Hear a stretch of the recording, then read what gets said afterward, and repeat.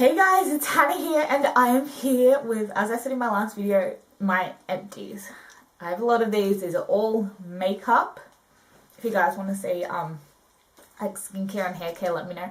But I find that when I did empties before, I wasn't really giving any real review on the item because I just always had so much.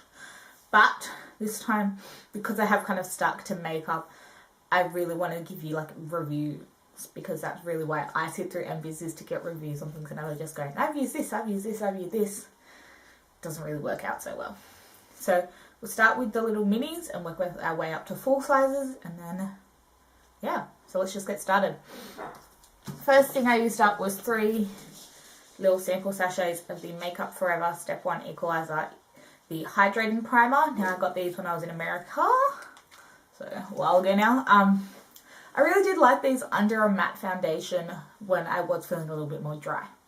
I did like how it sat on the skin and did make my makeup definitely last, not longer I'd say, because most matte foundations last really well on me, but it lasted nicer, so it didn't get crusty around my nose when I'm drier, but it still lasted really nicely, so I did really like how that worked. Sometimes I find when I wear a matte foundation, if I don't put like an oil in, say, like my rosehip oil, I'll put that in, say, a really matte foundation, it stays nice throughout the day, but with that primer underneath it stayed the same, so kind of worked well like that. And then I also finished a little one of these as well, so I didn't use them all up, so I did really like how that sat on my skin. Another thing I really liked primer wise was the Mecca Cosmetica Blurring Effect Primer Smoothing Primer. Now, since I finished this, I have bought 2 new smoothing primers, and I prefer both of those more than this. This was a white kind of primer. See if I can get anything out of here. Knowing me, I literally used all of it up. Oh, there we go. So it's that kind of more white base, and it's a bit more lotiony. So it was much more hydrating than smoothing, I found. I find that the Elizabeth Arden and the Makeup Forever, which I'm using at the moment, has much more silicone in them, so they're much more smoothing on the skin, whereas this one, it left a soft feel to the skin, but it didn't really smooth my pores like I wanted it to. So I liked how it felt on the skin, but it wasn't really the smoothing primer I was after. Keeping with primers, finished a lot of them. The Rimmel Stay Matte Primer, I love this stuff. This is great in summer. I love it under my L'Oreal True Match Foundation. I love this foundation, and I hear they're bringing out the lighter and darker shades in Australia, so maybe I'll actually be able to buy it in Australia for once. But that's more of a natural finish foundation, so in summer I need to really wear a mattifying primer underneath it. So this is awesome. This stays, it makes your skin super matte, and I love it, and it's cheap because it's from Priceline. Opposite end of the spectrum, we have the Smashbox Photo Finish Primer Water. So this is a little sample size. This is silicone free, which all of those are not, and it's hydrating on the skin. So this is really nice now that we're coming into winter.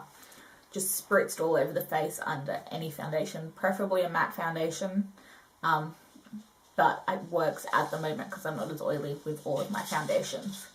I love this. I've gone and purchased a full size, and I've started making my way through that, so definitely a thumbs up from me. Probably more combo to normal skin. If you're dry, it's probably not going to be hydrating enough, and if you're oily, you probably like that more matte primer, but combo to normal skin, this is really nice. Oh goodness. Base products. Something I really liked using this Smashbox primer with was my L'Oreal Infallible Pro Matte Foundation. This is the American version. Now, I couldn't find my colour in the Australian version. This is 010 Classic Ivory. I hate that L'Oreal changes the packaging on all of their foundations and the colours on most of their foundations when they bring them to Australia. So I can really find my colour in a L'Oreal foundation in Australia. Could find it super easy in America. So this was awesome. It was really nice on the skin. It says it's a demi matte. This was super matte on the skin. I didn't even feel the need to powder it. It lasted all day. probably not the foundation I'm going to be, obviously it's not easy for me to find in my colour, but it's also not something I'd repurchase in winter because it left my skin so matte, and in winter I can get a little bit, not flaky, but more normal skin, and this is so matte that I think if you're normal to dry, it'll be too much for your skin. But I did really love that. I have so many products, gosh. Sticking with foundation, the Napoleon Purtis Boudoir Mist Spray Foundation in Look B1. I have another can of this open, and I have another backup because they have discontinued B1. Look 1 works just as fine on me, but B1's that fraction lighter, so I do like it a bit more. I use this on special occasions and Saturdays, so days that I know I need my makeup to last forever. This is really long wearing, it's water and sweat resistant, so it stays really well on the skin. I use it on brides and formals and everyone. It just gives you that really flawless finish to the skin. So, but I do go through it really quickly. I think, as I said, my next one's nearly finished, and I think I opened that up maybe end of February, and it's mid-March. And that'll be gone on Saturday, so yeah, I get about 3 months sparing use out of it, which is kind of a pain, but it's really nice, and if you can afford it, definitely try it. Wow, that was a bit louder than I wanted. But if you're not needing that, look, this keeps my makeup on forever as well, so if you're wanting to go for something that you're probably a bit more interested in, Urban Decay All Nighter is awesome. It definitely does keep my makeup on really long. I have another one of these opened. I don't think I'll ever be without it. I use this again if I'm needing my makeup to stay perfectly more than 6 hours. So I will always finish my face with either the Napoleon Moisture Mist, MAC Fix Plus, or the e.l.f. Mist and Fix. They're all really nice, just finishing sprays, but this one really does keep your makeup on longer, so again I use this a bit more sparingly for longer days where I'm not going for the spray foundation. This thing does last a really long time. It's got what? 4 fluid ounces, and I think they last me 6 months to a year, depending on how much I use them. 6 months with everyday use, I'd say. I really quit that. It usually takes me about a year to go through one of these. I had a 2-pack that I went through in about just a year and a half, because this was the second one, so a year and a half for 2 bottles. Okay, still with face. Over the summer, I finished up the Bare Minerals Original Foundation in Fairly Light. In the end, I ended up mixing my Tarte Loose Powder in with this to make it a bit more matte. I got that tip off of, oh my goodness, I can only think of her Instagram name, and it's not her YouTube name. Who told me this? Oh my goodness. I will link her down below and write it on the screen. Amber F. Gosh. She mentioned the trick that the matte version was too matte for her, but if she mixed her Tarte Loose Powder in it, it worked. And I really did like that. I'm in the shade Fairly Light and Tan because I'm a white little girl. It's a really nice powder foundation. It is loose, but I do like the Bare Minerals mechanism. I am using a pressed powder foundation at the moment, so I don't know if I'll repurchase this or not. I get to repurchase it. Last of the base products, and it is a full-size product, but this is absolutely shit. This is the Mally Evercolor Poreless Face Defender. Every single, it is looks like it's barely been used. Every time I put this on my skin, here we go, it's doing exactly what it does. It balls up and it removes my makeup in bally patches. Does not leave me matte. Does not leave me porous. It makes my pores emphasized. I used the sponge they provided and all my makeup just came off. People swear by this, but this did not work for me. I will stick to blotting papers and powder because this just moved everything and it emphasized my pores and my oiliness so much more. I just not like this at all. There's a photo of on my Instagram of my nose after I've applied this, and it literally I have no makeup on my nose and you can just see all my pores, and it's no, not even gonna go there. Mascaras. Obviously I've been through a few. These are the 3 that I've kept that I've been through. This is the most recent. This is the CoverGirl Supersize. I literally just replaced this maybe a week ago with my CoverGirl Clump Crusher. I really do like this, but I'm sure I got the non-waterproof version. I'm sure I got the non-waterproof version, and this is difficult to remove. So this is great, will be great in summer. I think I'll love this in summer because I hate waterproof mascaras. But this stayed on my lashes like a pain. It takes a bit to get off. Like for a non-waterproof mascara. So this was really good. I probably prefer my Clump Crusher, but it's definitely something I'll repurchase in summer, I think. And I think it went bad really quickly because I got like an eye sore, like right on 3 months, and that never happens, ever. So there's that. Then I've got 2 Tarte mascaras, the Lights Camera Flashes. This is nice, but the wand is super pokey. Like uber pokey, and I always poke myself in the eye with this. It gives really nice lashes, but for the pain I put myself through, this was free. I didn't buy this. This was in like a Sephora pack. It hurts my eyes. It hurts my eyes to apply this. So I would much rather the original natural bristle brush.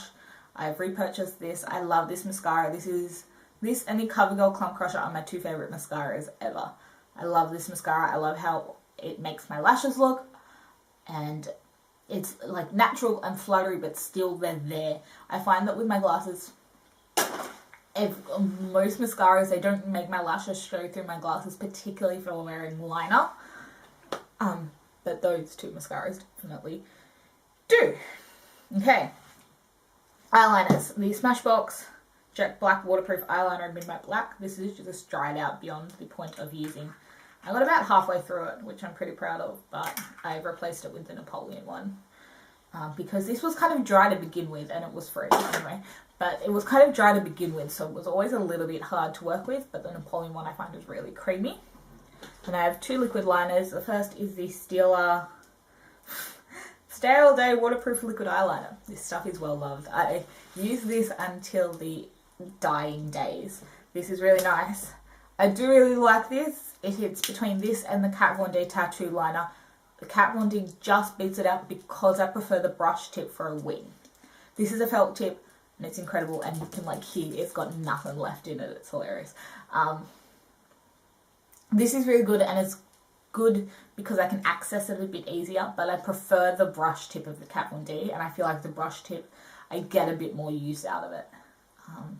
Like these little mini ones, I'm on my last mini of my Kat Von D. These last me 3 months. Like, I know. It's really long lasting, whereas this probably lasted me 3 months, so. I don't know. I just find that because this is a brush tip, it comes to such more of a delicate point, whereas this one, it does come to a delicate point, but the point starts to fray and get long, and I don't even think you'd be able to tell. It just kind of gets this long little hair on the ends, and that just kind of goes everywhere and makes my wing not as nice. I still kind of prefer a gel for the wing anyway, but yeah. Then, this is a total failure. This is the Milani Ultra Fine Liquid Eyeliner. The first time I used this, it was awesome. Look, it's got a stubby little brush, so I don't like it for wings, but the first time I used this, it was awesome. But then the next time, I don't know what happened, but it goes super watery and it just kind of spreads across my eyelid. Like, where my pores, like all my lines on my eyes are, it just turns grey and it runs really easily. And I don't know, I just really did not like how this looked after the first time. I think I used it maybe 5 times, and I was having to set it with a black powder, and even then that was grabbing to the liquid that had kind of spread to the rest of my eyeshadow, and it was just a mess, and it comes off way too easy. So it smudged like a bitch. Eyebrows, I finally used up my Anastasia Brow Wiz in taupe. I do really, really, really like this. I finished up 2 of them kind of consecutively. I'd been running 2 back and forth ever since I got back from America. And I was like, why is this first one never done? Because I accidentally kept using the second one. This is the second one. It is now dead. They're both dead. And I haven't replaced them. I've gone and got the Napoleon one just because Anastasia is a bit harder for me to get. But I do really like this. I don't know which one has more product in it. This one has 0.085 grams. This one has 0.09 grams, so there's really very little difference. Napoleon has a tiny bit more. I don't know what the price difference is either, but they work just the same to me. Benefit Gimme Brow, light to medium. I got this when I went to America, so it lasted me about 6 months. I love this stuff. I tried, this is actually going in the bin too, tried to replace it with this L'Oreal Brow Artist Plumper, but this thing is red. I don't care what anyone says, but this stuff is so freaking orangey reddy that it looks like I have red hair when I put it through my brows. It is just, it looked ridiculous on me, and I don't get it. So I tried to replace with that. That was a total fail. But what did work is the Chi Chi Fiber Brow. This is very similar. The brush is a little bit thinner. The other thing that was wrong with the L'Oreal brush, it was huge. This one actually you can see the fibers in. I don't think the L'Oreal one has fibers. I was just after a gel. But this one is so good, and it's like $15 or something. I will probably, I'm getting this again, this is in blonde. It comes in more colours as well. So it's got like blonde, taupe, light, medium brown, dark brown. I think there's like 5 or 6 shades. So definitely check that one out instead. And the final thing is Napoleon Purtis Lip Liner Traces of Nude. This thing is shit. I used it maybe twice, and then it